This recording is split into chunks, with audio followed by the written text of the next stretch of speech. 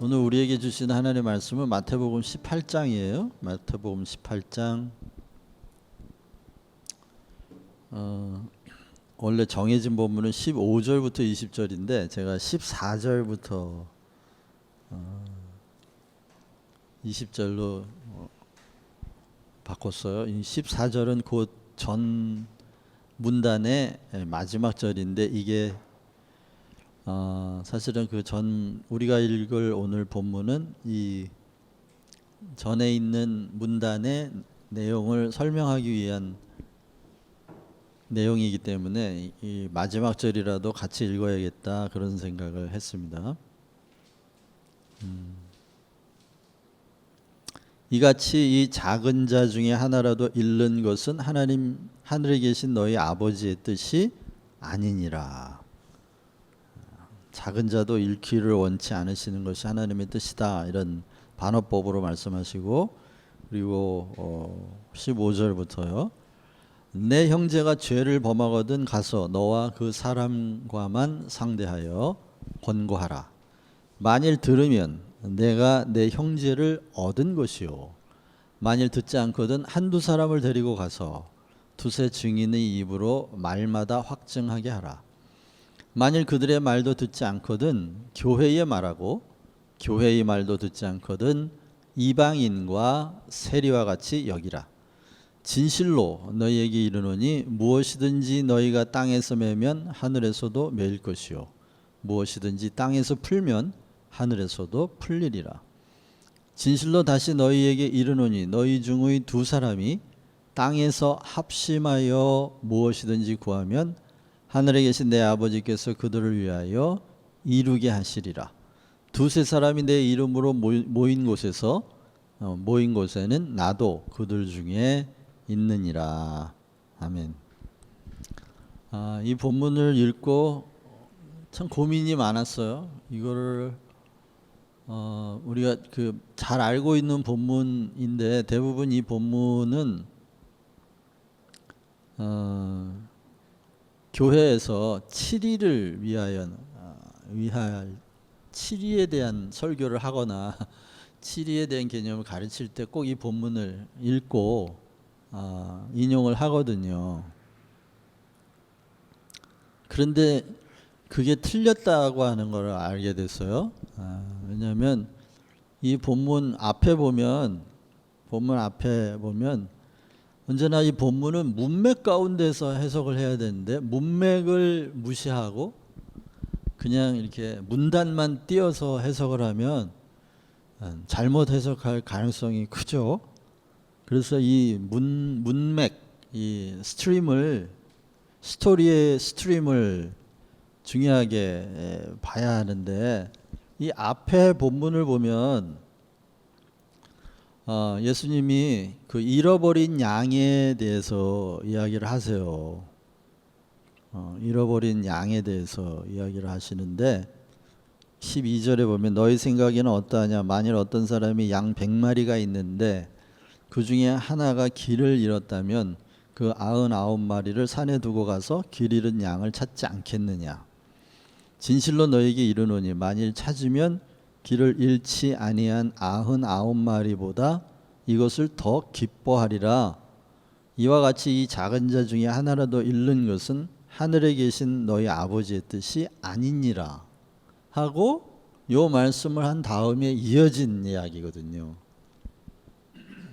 그러니까 지금 이 읽은 저희가 오늘 보게 될 15절부터 20절 이 말씀은 교회가 7일을 어떻게 할 거냐에 관한 말씀이 아니라 예수님이 이 말씀하신 데는 정반대의 의도예요.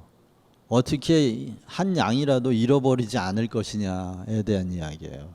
또는 잃어버린 양을 어떻게 찾아올 거냐에 대한 이야기거죠. 그렇기 때문에 주님의 의도를 거꾸로 우리가 이해하고 그동안 이 본문을 이해해왔던 건 아닌가 하는 생각을 하면서 오늘은 좀 그 반대의 경우를 주님의 마음은 정반대였다는 걸 염두에 두면서 한번 이 말씀을 상고해 보는 게 의미가 있겠다 이런 생각이 듭니다. 여기서 시작을 제가 제목을 그래서 형제를 잃지 않기 위하여라고 제목을 붙였어요. 그거는 형제를 징계하기 위하여가 아니고 형제를 잃지 않기 위하여 주님이 제시하신 방법이에요. 그런데 15절에 보면 이렇게 시작합니다. 내 형제가 죄를 범하거든 이라고 말해요. 죄를 범하거든. 그러니까 이거는 주관적인 죄가 아니고 객관적인 죄를 의미하는 거죠. 누가 봐도 잘못한 일을 했을 때를 의미하는 거죠.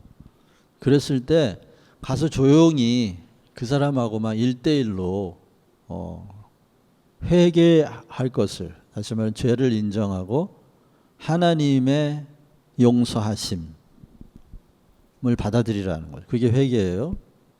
죄를 인정하고 하나님의 용서하심, 하나님의 사랑을 받아들이라고 권면을 하라는 거죠. 그런데 그걸 듣지 않으면 만약 들으면 내가 형제를 얻은 것이요, 그러니까 잃은 양을 찾은 것이요, 그 말이죠. 잃은 양을 찾은 것이요. 근데 듣지 않거든. 한두 사람을 데리고 가서 더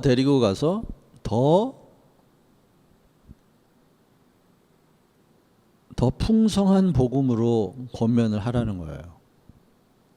더 풍성하게 하나님의 용서하심, 죄에 대하여 하나님이 하신 일, 아들을 통해 하신 일, 죄를 정죄하고 죄인을 구원하시는 하나님의 은혜의 역사, 이걸 증거하라는 거죠.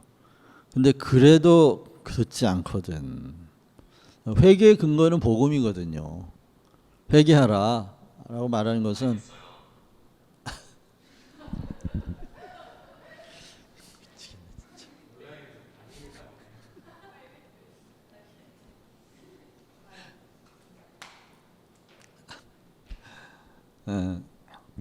회개의 근거는 하나님의 심판도 있지만 하나님이 심판하실 거니까 회개하라, 이 말도 있지만 사실 그렇게 되면 소망이 없죠. 하나님의 심판만 얘기하면.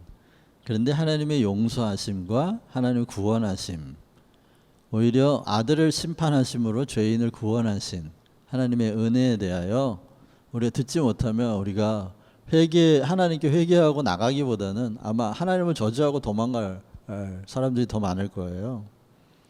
그래서 한 사람, 두세 사람, 그리고 교회, 이런 차원으로 가서 권면을 하라는 이야기는 한 마리의 잃어버린 양을 구원하기에 그렇게 점차 힘을 써야 한다는 뜻이지, 이게 한 사람의 죄를 객관적으로 증명하여 치리하라고 하는 말씀이 아니라는 걸 우리가 마음에 좀 새겼으면 좋겠다는 생각을 합니다. 그러나 그렇게 전폭적으로 한 사람, 두세 사람, 그리고 교회 차원의 어떤 공동체 전체를 의미하는 거죠. 교회는 공동체 전체가 잃어버린 양을 구원하는데 애를 쓰는데도 거부한다면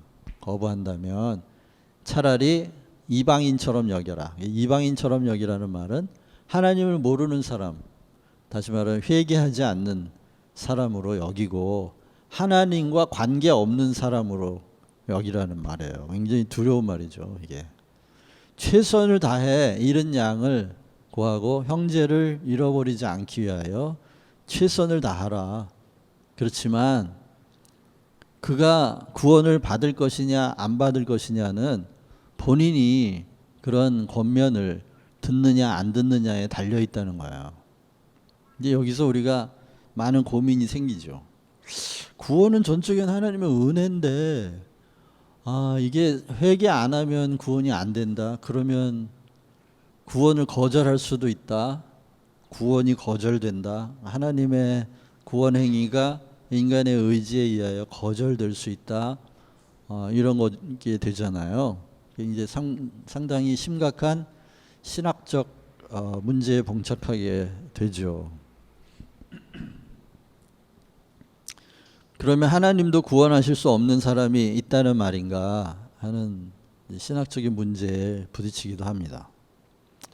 그런데 이제 그런 깊은 이야기를, 신학적인 이야기를 잠깐 하기는 해야 될 텐데, 그러나 그거보다도 초점은 형제를 잃지 않는 것, 제 마음을 써야 한다는 거예요. 근데 여기서 이제 죄를 범했거든이라는 그 전제가 있거든요. 근데 죄는 하나님과 우리 사이를 떨어뜨려 놓는 행위잖아요. 그 때문에 죄를 범했다는 말은 이미 하나님과의 관계에 문제가 생겼다 그런 뜻이에요. 그래서 죄는 일종의 함정이나 또는 양이 빠질 수 있는 구덩이 같은 건데 한 사람, 두세 사람 그리고 교회 차원에 가서 용서의 복음, 천국의 복음을 전한다고 하는 것은 그 양을 그 웅덩이에서 끄집어 내는 수고와 노력을 하는 것이죠. 그런데도 양이 그 빠진 궁덩이에서 나오기를 거부한다면 어쩔 수가 없다는 거예요. 그래서 뭔가 하나님과의 그 관계 안에서 구원을 이해하고 있다고 하는 걸 우리가 지금 여기서 눈치를 챌 수가 있죠. 예수님이 말씀하시는 구원은 하나님과의 인격적인 관계 안에서 벌어지는 사건이라는 걸 알게 되죠. 물론 구원을 필요로 하는 모든 구원에 관한 구원에 있어서 필요한 모든 것들은 다 하나님이 일방적으로 하나님의 구원 행위를 통해 해 놓으셨죠. 아들을 통해 아들을 저주에 던져 넣으시고 모든 죄와 사망을 끝내신 거예요. 그렇지만 그런 어떻게 보면 법정적인 의미의 구원을 위해 필요한 모든 것들은 하나님이 일방적으로 다 하셨으나 그 구원이 적용되기는 죄인을 향하여 죄인의 의지마저 하나님이 죄인의 의지마저 하나님이 무시하고 무조건적으로 구원하시는 것은 아닌 것 같아요. 그래서 이게 얼마 전에 그 제임스 던이라는 신학자가 구약에 관한 새 관점, 바울 신학에 대한 새 관점이라는 책을 썼고, 또 김세윤 박사가 그 바울 신학의 새 관점에 대하여라는 또 책을 쓰고, 또 그 이후에 칭의와 성화라는 책을 쓰면서 한동안 이게 신학계 내에서 그 대화가 굉장히 많이 있었어요. 근데 저는 그 가정에 이렇게 뭐 직접 참여하지 못했습니다만은 미국에 있을 때 김세윤 박사님의 강의를 직접 몇 번 들은 적이 있고요. 그 세미나를 좀 참석한 적도 있고, 그래서 저 역시도 상당히 그 결정적으로 이게 예를 들면 구원이 취소될 수 있느냐 하는 성도들의 질문들이 많이 있잖아요. 받은 구원이 취소될 수 있느냐 하는 문제들이 성도들의 질문이 많고, 그리고 또 구원의 확신 문제도 되게 애매한 지점이 많죠. 구원의 확신이 있으면 구원이냐, 확신은 있는데 삶이 엉망인 사람들도 그건 구원이냐, 이제 이런 문제들 말이에요. 그러니까 법정적인 의미의 칭의, 의롭다 하시는 법의 선언, 법적 선언과 성화의 문제, 구원받은 사람답게 살아가는 삶의 일치가 되지 않는데도 그 사람이 구원이냐, 이제 이런 질문들이 신학자들 사이에서도 굉장히 많은 거예요. 근데 지금 제가 볼 때는 이 지구상에서 이 문제를 딱 부러지게 설명할 수 있는 사람은 없는 것 같아요. 여전히 지금 신학적 논의가 진행되고 있는 것이고, 전통적으로는 구원은 절대로 취소될 수 없다죠. 제가 말하는 전통적이라는 건 보수 신학에서의 전통적, 그러니까 은혜로 구원을 받는다고 하는 오직 솔라 그라티아, 종교개혁의 그 핵심이라고 할 수 있는 오직 은혜, 오직 은혜의 줄기를 붙잡고 있는 보수 신학에서는 한 번 구원은 영원한 구원이다로 아예 확증을 하고 있죠. 근데 이제 거기에 대한 부작용이 계속 나타나는 게 뭐냐면, 한 번 구원은 영원한 구원이기 때문에 구원받은 사람은 구원받은 이후에 지은 죄에 대해서 다시 심판받지 않는다. 그러니까 좀 삶이 엉터리가 될 수가 있죠. 그게 이제 증거로 나타나는 게 오늘날 한국 교회의 목회자와 성도들의 삶과 신앙의 불일치예요. 한 번 구원은 영원한 구원이라고 하는, 그래서 구원의 확신이 자기가 영원한 구원에 들어갔다고 하는 하나의 근거로 제시되면서 이것이 한국 교회의 거의 상식적인 수준으로까지 갔죠. 그래서 이 확신을 굉장히 중요하게 생각하는 단계에 온 것 같아요. 그러나 이게 삶이 뒤따라지지 않기 때문에 지금 오늘 본문을 우리가 다시 생각해 보는 것은 굉장히 중요한 맥락에 있다고 생각됩니다. 만약 듣지 않거든 이방인과 세리같이 여기라. 하나님과 상관없는 자로 여기라는 거예요. 이거는 이런 사람이 구원받았다고 말하기는 되게 어렵죠. 공식적으로는요. 왜냐하면 여기에 있는 그 너희는 제자들을 의미하거든요. 예수님을 따르는 너희예요. 그렇기 때문에 어떻게 보면 교회의 공식적인 입장을 이야기하고 있어요. 지금 이 본문에서는. 교회의 공식적인 입장은 그 회개하기를 거부하는 사람은 하나님과 상관없는 자로 여겨라. 그러면 그렇게 정죄와 징계로 그냥 끝내버릴 건가, 그 사람과의 관계 문제를 끝내버릴 건가, 그건 아니에요. 왜냐하면 그 밑에 21절을 보면 베드로가 이렇게 얘기합니다. 베드로가 나와서 주여 형제가 내게 죄를 변하면 몇 번이나 용서하여 주릴까? 7번까지 할까요? 그랬더니 예수님이 7번만이 아니라 7번에 70번까지 해라 라고 말씀하세요. 그러니까 앞에 하고는 좀 다르죠. 앞에는 한 번 얘기하고 두셋이 가서 얘기하고 교회가 얘기하고 그러고 말 안 들으면 끊어 이건데, 뒤에는 7번씩 70번 490번이라도 끝까지 용서하라는 거예요. 490번 했는데 말 안 들어 그러면 491번째는 그러면 세리처럼 여겨라 그 얘기가 아니고 끝까지. 그러니까 이게 이 본문이 좀 모순 같죠. 그게 뭐냐면 앞에는 교회의 공식적 입장이고 뒤에 베드로의 질문은 개인과 개인대의 관계의 문제예요. 그러니까 예를 들어 교회가 어떤 사람을 세리처럼 여기고 하나님과 관계없는 사람으로 공식 입장을 취했다 하더라도 그 사람에 대한 개인적인 나의 입장은 70번씩 70번이라도 용서할 마음이 있어야 한다는 거죠. 왜냐하면 그 교회 안에 속한 누구라도 그런 상황에 빠질 수 있다는 걸 생각할 수 있어야 되기 때문이죠. 그러니까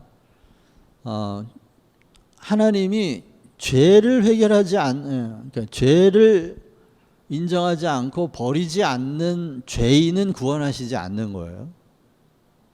죄를 버릴 마음이 있는 죄인이라야, 다시 말하면 회개한 죄인이라야 구원하시는 거죠.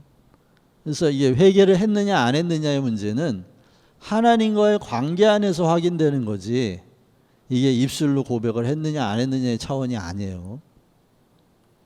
그렇기 때문에 하나님을 대신하여 지상교회의 대표들이 그 잃어버린 양을 구원하기 위해 애써야 한다. 이걸 그 사람을 교회에서 내쫓기 위하여, 증거를 확보하기 위하여 이렇게 하는 게 아니고, 형제를 하나라도 잃는 것을 아버지가 원하지 않기 때문에 그 형제를 다시 교회 안으로, 하나님의 나라로, 그 하나님과의 인격적인 관계 안으로 들여오기 위하여 이렇게 간구하고 수고하고 노력을 해야 한다는 거죠. 그래서 많은 교회나 개인들이 이것이 징계나 징벌에 관한 본문으로 활용하고 있는 건 좀 잘못된 것 같다는 생각을 하게 됐고요. 또 그럴지라도 개인적으로 형제와의 관계는 70번씩 70번이라도 용서하는 것, 그것이 주님의 마음, 또 한편의 주님의 마음이라는 거죠. 그래서 이제 그 마태복음 18장의 뒤에 가보면 우리가 잘 아는 그 1만 달란트를 탕감받은 자가 100데나리온을 빚진 자를 정죄하는 그런 이야기를 예수님이 하시면서 형제를 이같이 용서하지 아니하면 하나님 하늘에 계신 아버지도 너희를 용서하지 않는다, 이런 말씀을 하시죠. 그리고 이제 오늘 본문에서 또 하나 생각해야 될 건 땅과 하늘이 연결되어 있다는 말씀이에요. 그 마태복음 16장에서도 그 말씀을 한번 하신 적이 있는데, 베드로에게 천국 열쇠를 주면서 너희가 땅에서 매면 하늘에서도 매이고 땅에서 풀면 하늘에서도 풀린다라고 하는, 그래서 지상 세계와 영적인 세계가 일치하게 움직인다고 하는 그런 말씀을 하셨어요. 이게 굉장히 신비로운 말씀인데요. 그래서 우리가 이 땅에서 어떻게 사느냐 하는 이 문제가 하늘을 매거나 또는 하늘을 풀리게 하는 직접적인 원인이 된다고 하는 거예요. 굉장히 신비로우면서도 상당히 그 복음을 먼저 안 사람들의 어깨가 무거워지는 그런 말씀이죠. 그런데 또 더 신비한 건 여기에 뭐라고 그러시면 19절에 진실로 다시 너에게 이르노니 너희 중에 두 사람이 땅에서 합심하여 무엇이든지 구하면, 그랬어요. 그래서 합심한다는 말이 마음을 합한다 이런 말인데, 영어 성경에 보니까 되게 재밌게 돼 있어요. agree on 이렇게 돼 있어요. agree 한다는 거예요. agree. 동의한다는 거예요. 근데 지금 잃어버린 한 양을 다시 되찾아 오는데 교회 차원에서의 노력까지도 아끼지 말라고 하는 말씀을 하신 뒤에 안 듣거든 이방인처럼 여기라 해놓고는 바로 이어서 무엇이든지 하늘에서 매면 땅에서 매면 하늘에서 매이고 땅에서 풀리면 하늘에서 풀린다, 이 말씀을 한 것에 대해서 이 교회가 얼마나 그 중요한 열쇠를 가지고 있느냐 하는 것도 우리가 이해를 해야 되죠. 한 사람을 이방인처럼 여길 거냐 말 거냐에 대한, 거기에 대한 어그리가 있느냐 없느냐가 되게 중요하다는 거예요. 만약 교회가 그리고 두세 사람의 이름으로 내 이름으로 모였다면 거기에 내가 있다, 이 말씀은 당시에는 지금 제도권 교회가 없었잖아요. 지금처럼 뭐 감리교니 장로교니 이런 게 없었어요. 그런데 주님이 보시는 교회는 두세 사람이 예수님의 이름으로 모인 곳, 거기에 다 내가 있다, 그걸 다 교회로 인정하시겠다고 하는 뜻이죠. 그래서 그 당시에는 제도권 교회가 없었기 때문에 이렇게 신앙 고백이 같은 사람들이 모였을 때 예수 그리스도의 이름을 믿고 예수 그리스도에 대한 동일한 이해를 가지고 함께 기도하는 그 공동체가 곧 하나님 예수님이 교회로 인정하는 그런 곳이었는데, 당시에는 아직 제도권 교회가 없는데도 불구하고 여기 17절에 보면 가서 교회에 말하고라고 했어요. 그러니까 이 본문은 분명히 교회 공동체가 생기고 난 다음에 쓰여진 글이라는 걸 알게 되죠. 예수님이 아람어로 말씀하실 때 정말 이렇게 교회에 말하고 이렇게 말씀하셨는지 안 하셨는지는 정확하게 알 수 없는데, 물론 교회가 생기기 이전에 베드로의 신앙 고백을 통해 내가 교회를 세우겠다고 하는 말씀을 하셨지만, 이제 그 본문도 예수님이 승천하신 이후 30년이 지난 뒤에 기록된 본문이기 때문에 실제로 정말 교회라는 단어를 그렇게 언급하셨는지 아니면 공동체라는 단어를 또는 언급하셨는지 그건 잘 모르고요. 우리가 이미 교회가 형성된 다음에 기록되었기 때문에 좀 역사적인 고증이 좀 필요하다고 생각합니다. 그렇지만 어쨌든 오늘날의 이 제도권 교회로 이 교회를 이해하면 조금 어려워질 것 같아요. 이 교회는 제도권 교회를 의미하는 게 아니고 예수 그리스도를 메시아로 고백하는 신앙 공동체, 설사 두 사람 또는 세 사람 정도의 미미한 숫자라 하더라도 교회로 인정해야 한다고 하는 뜻으로 풀이해야 돼야 맞다고 생각합니다. 자, 그래서 아까도 말씀드린 그 구원의 문제, 제가 제자훈련을 오래 하면서 이제 깨달았던 건 뭐냐면, 처음에 구원의 확신 문제를 굉장히 저 역시도 강조해서 이야기를 했었어요. 그런데 오랫동안 제자훈련을 하다가 깨달은 게 뭐냐면, 사람들이 그 구원의 확신이라는 건 사실 감정적인 문제죠. 지적인 확신이 아니라 감정적 확신까지도 지적인 확신과 연합한 상태를 구원의 확신이라고 말하는데, 그 상태에 들어가기를 되게 힘쓰고 또 가르침도 그렇게 했습니다마는, 이 한번 확신에 들어가고 나면 그 확신이 흔들리지 않아야 한다고 하는 강박관념 때문에 확신을 위한 확신을 사람들이 계속 훈련한다는 걸 알게 됐어요. 그래서 제가 나중에는, 여러분은 확신이 여러분을 구원하는 것이 아닙니다. 확신이 구원자가 아니고 그리스도께서 구원자입니다. 근데 믿는다고 하는 것, 확실하게 믿는다고 하는 것은 의심하지 않는다는 것이 아니고, 또는 의심이 없다는 뜻이 아니고, 의심과 싸운다는 뜻입니다. 그러니까 늘 의심과 싸우는 것, 그리고 의심을 충분히 이겨내는 것이 확신의 정직한 모습이지, 전혀 의심하지 않거나 의심이 들지 않는 그런 무슨 초월적 상태를 확신이라고 하는 것이 아니다. 이제 이런 얘기를 가르칠 때 했는데, 이제 이걸 이해하는 사람들이 많지 않았던 게 참 기억이 납니다. 그래서 구원이 취소될 수 있냐 이런 문제를 질문을 많이 했어요. 근데 그때 제자훈련 당시의 분위기는 구원이 취소될 수 있다 이렇게 얘기하면 더 같이 사역을 할 수가 없죠. 그렇기 때문에 저는 입 다물고 있었습니다마는, 사실은 이 질문은 모른다가 정답인 것 같아요. 모른다. 왜? 지금 너무나 오랫동안 한국교회가 한 번 구원은 영원 구원이다 이렇게 가르쳐 왔기 때문에 나타나는 그 교회의 부패는 이루 말할 수가 없어요. 제가 이 설교 중에 이런 얘기를 해야 되는지 모르겠습니다만, 제가 아는 지인 중에 강원도에서 목회를 하고 계신데 전화가 왔어요.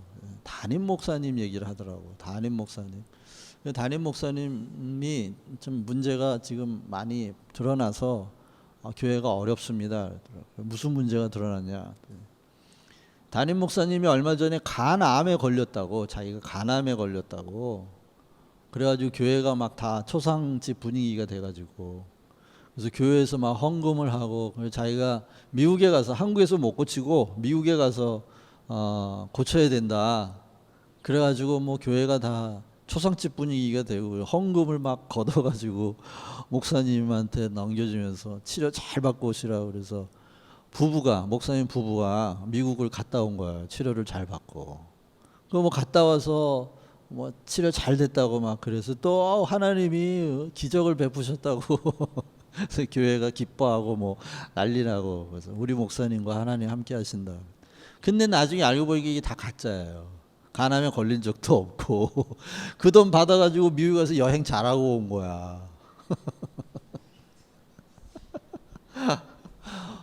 근데 이게 어떻게 들통이 났어요? 그런데 들통이 어떤 장로님을 통해서 들통이 난 것 같아. 근데 그 장로님이 목사님한테, 목사 당신 회개하시오. 목사가 왜 그래?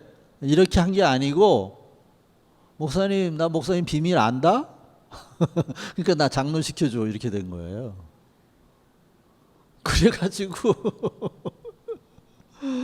목사의 비밀을 알고 있는 사람이 그 이제 장로가 되고, 그러면서 목사와 이 장로의 담합이 더 깊어지고, 또 그걸 알고 다 정확한 내용은 모르지만 눈치를 채고 있는 다른 장로들, 그래서 목사파와 반대파가 이제 장로 가운데 나누어지게 되고, 그러다가 급기야 이제 참다 못 참고 목사 반대편에 있는 장로님 세 분이 노회에 제소를 한 거예요. 이 목사를 재판을 해달라. 순 거짓말만 하고, 입만 열면 거짓말 하고, 이렇게 됐다는 거죠.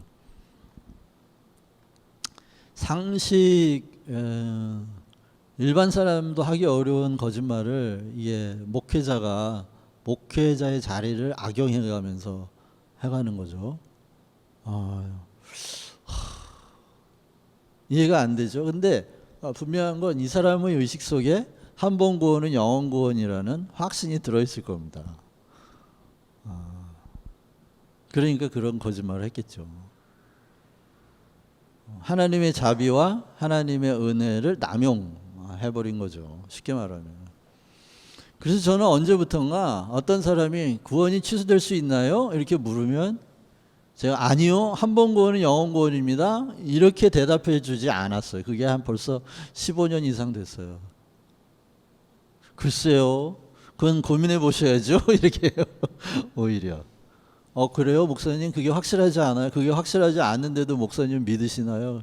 저는 문제 없어요. 그리고 말죠. 저는 문제 없어요. 근데 사실은요, 저도 정말 구원이 취소될 수 있나? 이 질문에 대한 확실한 답을 제가 가지고 있다고 생각지는 않아요. 왜냐하면 제가 그 제임스 던이 얘기한 바울 신학의 세 관점, 그 책도 읽어보고 이제 또 김세현 박사님의 그 강의도 듣고 이러면서 김세현 박사님의 생각이 처음에는 세 관점과 굉장히 반대에 서 있다가 나중에는 세 관점의 그 의견을 받아들여서 이게 통합적 칭의론을 이야기하는 걸 보면서 오히려 저는 김세현 박사님의 그 유연한 신학적 태도를 굉장히 높이 샀어요. 자신의 신학적 태도가 처음에 굉장히 견고하다고 생각했는데 새로운 신학적 이야기를 듣고 자기의 입장을 수정하고 또 통합한다고 하는 그 유연성이 진정으로 우리가 진리를 대하는 사람의 태도가 아닐까라는 생각을 하게 됐었던 거죠. 근데 핵심적으로 말씀드리면 이런 거예요. 김세현 박사님의 이제 그 이론은 이런 거죠. 칭의는 두 종류의 칭의가 있는데, 하나는 법정적 칭의가 있다. 그리고 또 하나는 관계적 칭의가 있는 거예요. 그래서 법정적 칭의는 한번 하나님이 의롭다라고 법정에서 선포하셨으면 이건 영원한 거라는 거죠. 영원할 수 있다. 하나님의 판단이 틀릴 리가 없으니까. 그러나 하나님과의 관계적 의무, 칭의를 받으면 하나님과의 아름다운 의로운 관계에 들어가는데, 하나님과의 인격적 관계에 들어갔을 때에는 그 관계의 의무를 따를 책임이 있게 된다는 거예요. 그래서 그 관계적 책임을 완성해가는 과정이 바로 이런 법정적 칭의를 완성해가는 칭의의 완성의 과정이라는 거죠. 그 두 가지를 다 인정하는 통합적 칭의를 주장하신 거예요. 그래서 제가 그걸 들으면서 저 역시도 그런 쪽으로 제 마음이 확정이 됐어요. 아마 이 설교를 들은 분, 그럼 김도일 목사는 한 번 구원 영원 구원 아니니까 저 위험한 사람인데 이제 이렇게 생각할 수도 있어요. 그러나 제가 볼 때는 한 번 구원은 영원 구원이라고 생각하는 사람들 진짜 위험한 사람들입니다. 그 사람들이야말로 하나님의 은혜를 남용하라고 교회에 가르칠 수 있는 굉장히 위험한 자리에 있다는 걸 이해하셔야 돼요. 오히려 겸손하게 저도 한 번 구원이 영원 구원이라고 믿고 싶습니다. 그럼에도 불구하고 구원의 본질은 하나님과의 인격적 관계를 의미하기 때문에 하나님과 인격적 관계에 들어간 사람은 그 인격적 관계의 의무를 다할 책임이 있고, 그것은 율법주의가 아니고 칭의를 받은 사람이 하나님과의 관계에 합당하게 살아가는 삶의 의무예요. 이 부분까지 놓치면 우리는 한 번 구원은 영원 구원이라고 하는 법정적 칭의만을 붙들고 있다가 이 삶 속에서 드러내야 할 천국, 하나님과의 아름다운 사랑 이야기, 이거를 실패할 확률이 높다는 거죠. 그렇기 때문에 통합적 칭의론을 주장하신 김세현 박사님이 지금 많이 비판의 대상이 되고 있어요. 그런데 좀 더 깊이 고민해 보면 신학은 언제나 그 시대의 필요에 의해서 나오는 건데, 지금 교회가 너무 타락해 있기 때문에 이런 통합적 칭의론이 고개를 들고 더 많이 논의가 되고, 이 논의가 되는 가운데서 더 깊은 신학이 발전돼야 한다고 생각이 됩니다. 왜냐하면 여기 오늘 말씀하신 것처럼 주님이 무엇이든지 땅에서 매면 하늘에서도 매인다, 이렇게 말씀하셨어요. 근데 이게 관계의 문제예요. 관계의 문제. 교회가 인도해가는 하나님의 백성과 하나님과의 인격적 관계에 매듭이 생기면 안 된다는 거예요.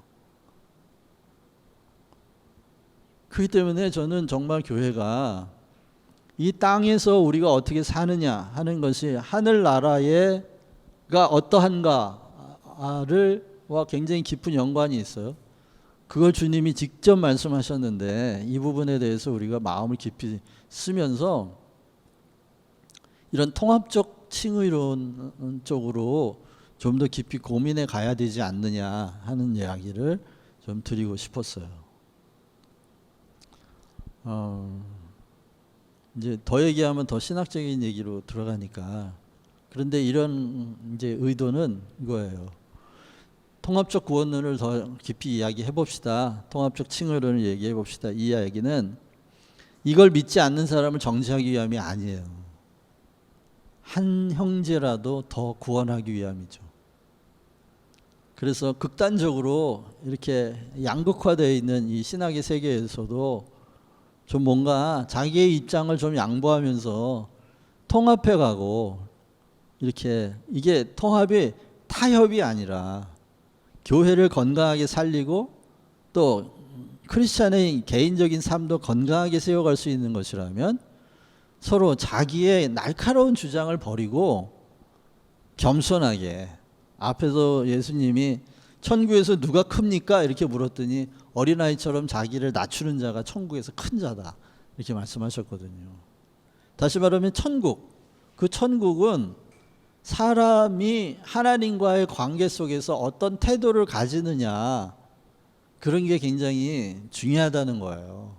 그것이 성화의 문제하고도 굉장히 중요하고요.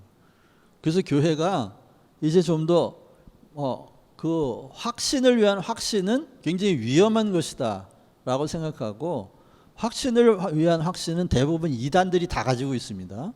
그런데 그 이단들은 다 구원의 확신에 다 사로잡혀 있는 사람들인데, 그 사람들의 삶이 다 엉망이잖아요. 엉망이에요.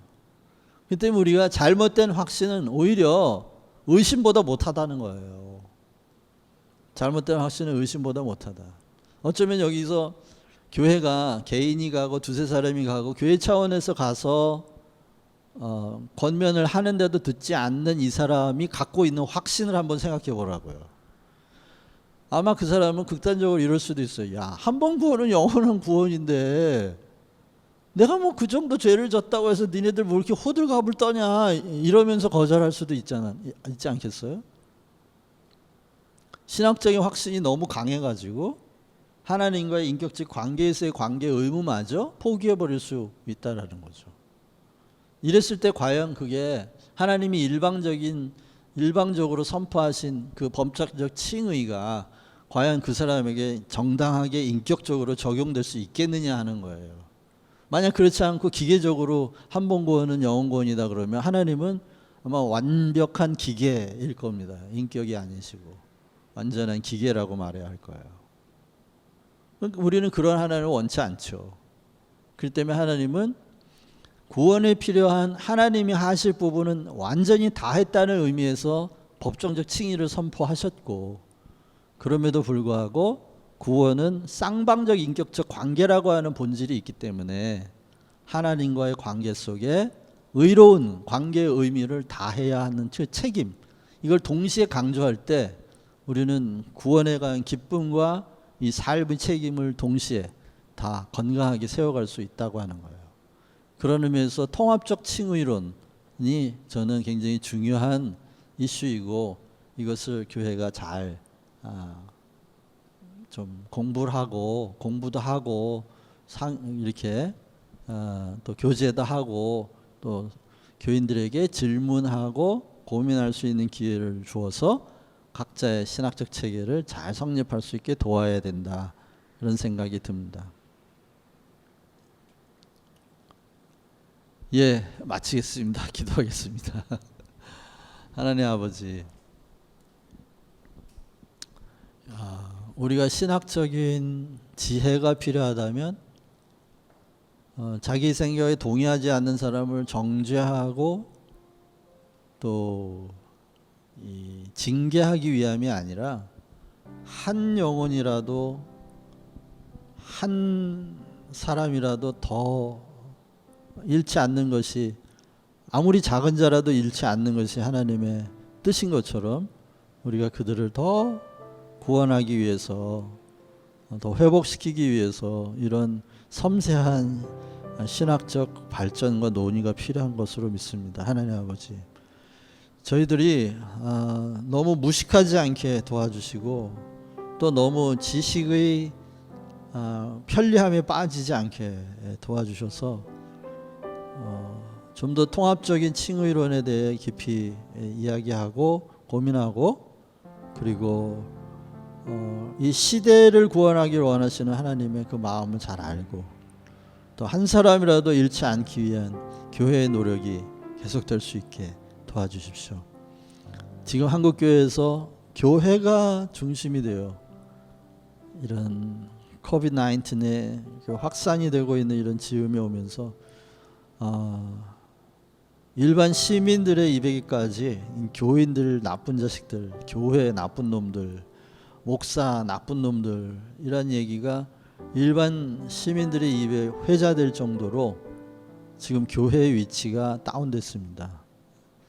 어쩌면 이것이 교회를 겸손하게 할 수만 있다면 감사한 일이 될 터인데, 하나님 아직도 저렇게 우기고 주장하고 잘못된 확신 가운데서 우리 하나님의 이름을 남용하고 하나님의 은혜를 남용하는 이러한 교회의 태도들에 대해 마음이 아프고, 하나님 정말 마음이 아픕니다. 주님, 긍휼이 많으신 주님께서 그들을 다시 한번 품어주시고 유연한 마음이, 물 같은 마음이 들 수 있게 성령의 은혜를 더해 주시옵소서.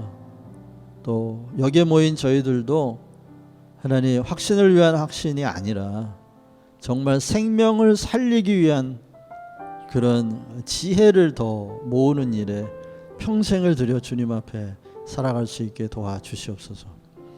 우리의 확신이 구원을 좌우하는 것이 아니고 오직 하나님의 은혜와 하나님과의 인격적 관계의 의무에 대한 깊은 성찰만이 하나님의 나라를 이 땅에 풍성하게 가져오게 될 줄을 믿습니다.